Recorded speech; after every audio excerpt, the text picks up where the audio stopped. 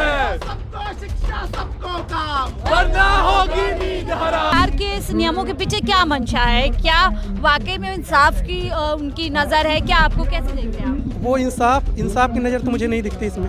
अगर इंसाफ की नज़र होती तो वो रोहित तक ले आते। पहले वीक बिल लाया जाता है और उसके बाद जनता उसके खिलाफ भी प्रतिरोध करती है और उसको भी स्टे कर दिया जाता है। इससे समझ में आता है हमारे देश में सरकार का और रेजिम की कोई मंशा ही नहीं है कि जातिगत जो भेदभाव होते हैं उसके खिलाफ कोई सख्त कानून लाने की मंशा ही नहीं है। आज सुप्रीम कोर्ट स्टे लगाई है, कल स्टे हटेगा भी। जैसे वो प्रेशर क्रिएट किए थे वैसे हम भी करेंगे। इन आंकड़ों के बावजूद हमारे देश में कोई सख्त कानून लाने के खिलाफ जो रवैया स्टेट का और कोर्ट का देखा गया है, उससे ये समझ में आता है कि जो बहुजन है हमारे देश के, जो अधिकतर लोग हैं, उनको ये सरकार की नजरों से देख।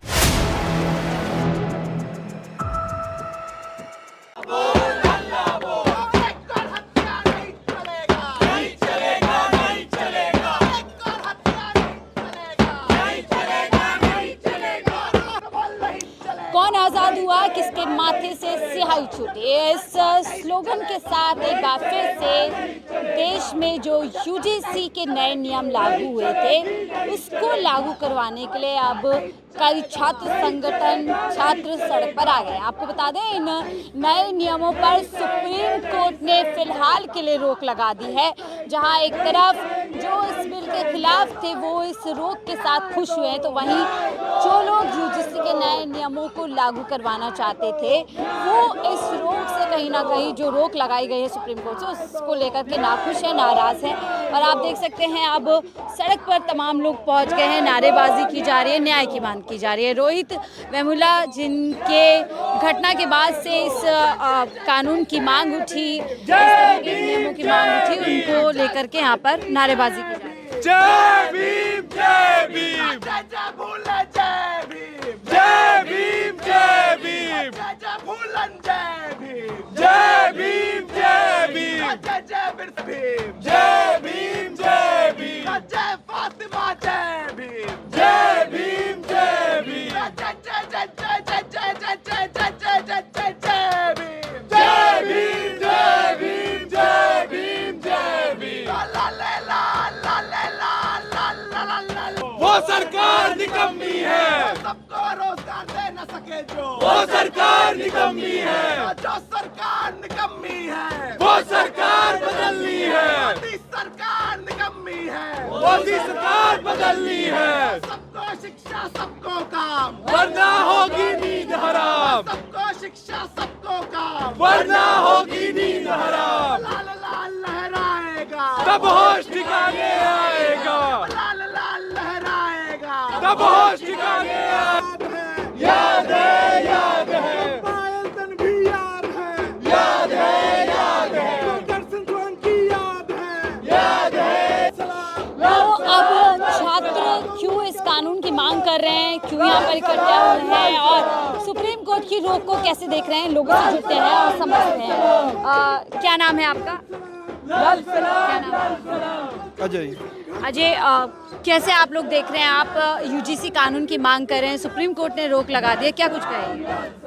ऑफकोर्स जो रोक लगानी चाहिए थी वो नहीं लगानी चाहिए थी, क्योंकि हमें जो यूजीसी एक्ट जो लागू किया गया था हमें उसमें भी सुधार की आवश्यकता है, क्योंकि जो यूजीसी एक्ट था उसमें जो कमेटी बननी चाहिए थी वो ऑफकोर्स बनने, जो वहाँ के स्टूडेंट्स हैं जो माइनॉरिटीज़ जो भी कास्टिज्म डिस्क्रिमिनेशन झेलते हैं उनके पक्ष में था, जो कि अभी जो जिसके नहीं होने पे उनके साथ जो शोषण है, डिस्क्रिमिनेशन होता है, जो अभी कंटिन्यू रहेगा। बस यही कहना चाहिए। तो यहाँ पर मांग कर रहे हैं, क्या मांग कर रहे हैं आप लोग यहाँ पर? यूजीसी रेगुलेशन जो स्टे लगाया गया उसके लिए वापस उसको लागू करने के लिए मांग किया गया क्यों है। आपको लग रहा है कि वापस लागू करना चाहिए? आपको क्यों लग रहा है कि क्यों नहीं करना चाहिए? आपसे पूछना। मैम वही मेरा भी जवाब है, हम भी तो समझा आप क्यों चाह रहे कि नहीं हो। सुप्रीम कोर्ट कह रहा है इससे भेदभाव बढ़ेगा, एक भेदभाव की खाई बढ़ जाएगी। भेदभाव ऑलरेडी है, आपको कास्ट सिस्टम नहीं पता, आप इंडिया में हो तो आपने कभी फेस नहीं किया। ये भेदभाव ऑलरेडी है, एग्जिस्ट कर रहा है। वो भेदभाव ना हो, और जो अगर हो भी रहा है तो उसके खिलाफ कोई एक्शन लिया जा सके, उसके लिए डिमांड हो रहा है यहाँ पर। आपको लगता है नए नियम अगर लागू हो जाते हैं तो इससे जो है भेदभाव रुक पाएगा, न्याय मिल पाएगा? पर्सनली देखिए हमको तो नहीं लगता है, क्योंकि ऐसे एट्रोसिटी एक्ट भी है, लेकिन स्ट्रक्चरल सेफगार्ड एक खास समुदाय को मिला हुआ है, ठीक है। अब चाहे उनके वीसी हों, चाहे कहीं और भी बड़े पद में हो, तो स्ट्रक्चरल सेफगार्ड उनको मिला हुआ है। कंप्लेंट करने भी जाओ तो आपको बहुत अच्छे से पता है कि कंप्लेंट तक नहीं लिया जाता है।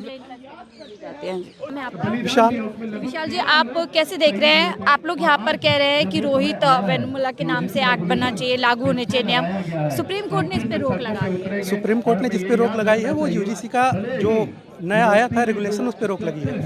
रोहित एक्ट और इस रेगुलेशन में एक बड़ा अंतर ये है कि ये रेगुलेशन जो है वो यूनिवर्सिटी ग्रांट कमीशन के अंडर में आने वाले इंस्टीट्यूट जो हैं उन पे लगेगा।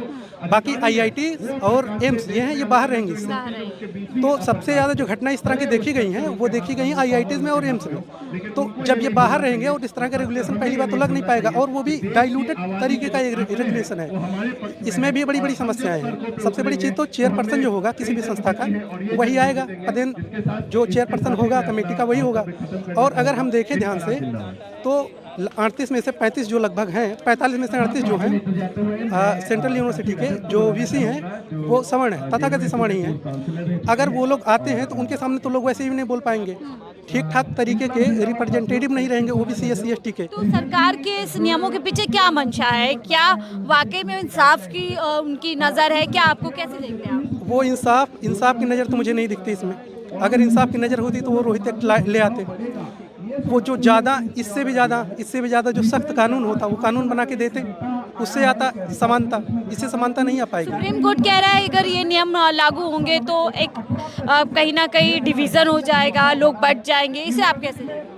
पहले से ही बंटवारा हुआ है, लोग बटेंगे नहीं, पहले से बटे हुए हैं। तभी तो कास्ट डिस्क्रिमिनेशन होता है। लोग जाति के आधार पे बटे हुए हैं, लोग लिंग के आधार पे बटे हुए हैं, क्षत्रियता के आधार पे, जबानों के आधार पे लोग बटे हुए हैं। बंटवारा तो पहले से ही है। हम तो चाह रहे हैं कि बंटवारा कम हो, डिस्क्रिमिनेशन कम हो। लेकिन रोक लगने पे एक तबका है खुश होता है, मिठाई बांटता है। जो तबका खुश हो रहा है, मिठाई बांट रहा है, दरअसल उसी को डर है। वही हमेशा से डिस्क्रिमिनेशन करता चला आया हर एक देश पे, वही डर रहा है। वो मुहावरे, वो डिस्क्रिमिनेशन की वो मानसिकता चढ़ी हुई है, उनके व्यवहार में है, इसीलिए उनको डर लग रहा है और कोई कारण नहीं है। यही कारण है, इसीलिए वो विरोध भी कर रहा है। स्टे लगने पे मिठाई भी बांट रहा है। आज सुप्रीम कोर्ट स्टे लगाई है, कल स्टे हटेगा भी। जैसे वो प्रेशर क्रिएट किए थे वैसे हम भी करेंगे।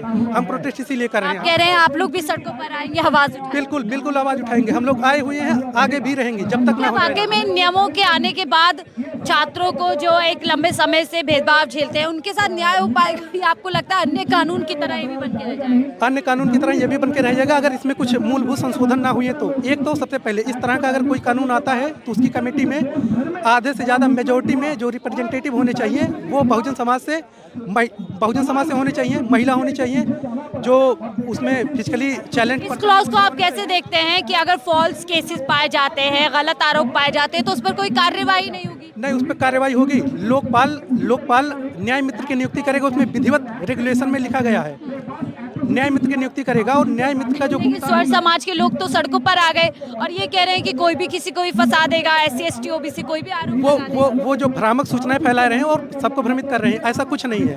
अगर आप उठा के राजपत्र को पढ़ेंगे तो उसमें ये एकदम साफ साफ मेंशन किया गया है। एक न्याय मित्र की जो होगी नियुक्ति होगी उसमें, और उसका जो शुल्क होगा वो इंस्टीट्यूशन ही। बिना पढ़े लोग सड़कों पर आ गए? बिल्कुल तमाम लोग तो बिना पढ़े ऐसे ही सुन के अफवाह सुन के आ गए सड़कों पे। क्या आपको लगता है इस घटना के बाद ये जो लोग सड़कें पे आए, जो लोग कहते थे जात पात की करो विदाई, हिंदू सब भाई भाई, उनकी असलियत सामने आ गई? बिल्कुल उनकी असलियत सामने आ गई। उनकी असलियत पहले से सामने आई थी। ये अलग बात है कि जो बहुजन समाज के लोग होते हैं शुरू से नहीं पढ़ने लिखने का उनको मौका नहीं मिलता है, जागरूक नहीं है, तो उनको भरमाते रहते हैं। धर्म भीरू जनता है, उसको भरमाया जा सकता है धर्म के नाम पे।